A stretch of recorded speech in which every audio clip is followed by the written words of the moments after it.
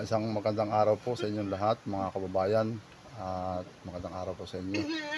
Sana po itong aming pong gagawin, ito pong aming video, nais ko pong ipakita sa inyo na sila Ginoong Carlito Cumbalaser ay lumapit po sa akin upang humingi ng kaunting tulong dahil dito po sa kanilang dinadalang problema na sila po ay walang maibili ng wheelchair.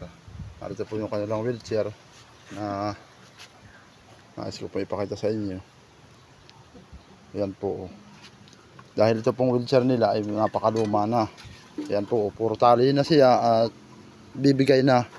Kaya po kung maaari po ay inyo silang matulungan dahil unang-una wala po silang kakayanan makabili ng wheelchair. Lumalapit po kami sa inyo na may mabuting puso at sana ay matulungan niyo sila.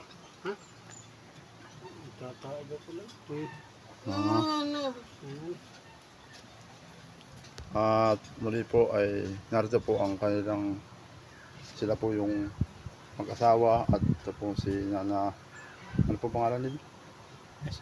Asinsya Cumbalaser po ay siya po ay nagkaroon ng problema sa naging stroke po siya, nagka-stroke.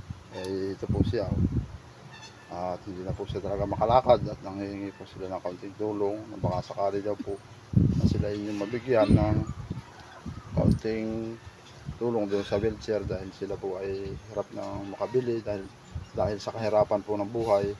Ay ito po ang kanilang dinadalang problema ng wheelchair.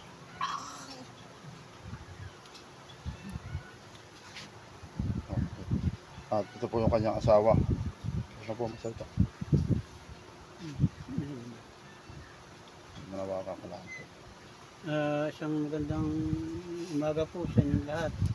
Ako po yung asawa ng kailangan ng wheelchair na kung sakaling may mga ganito ang puso doon sa magbibigay ng wheelchair ay tatanggapin po namin ng maluwag. Nagpapasalamat sa inyong lahat kung sakali na kami ay inyong matutulungan. Maraming salamat.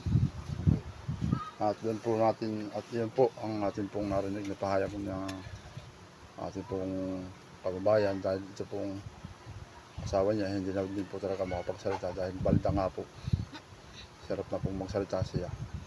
So yun po mga kapatid at mga kababayan, baka po meron pong nais magpahingi ng wheelchair o kahit man po ano pa mang wheelchair o kahit sekundama naman po na hindi naman din po ginagamit ay baka po mapiling maipahingi ninyo.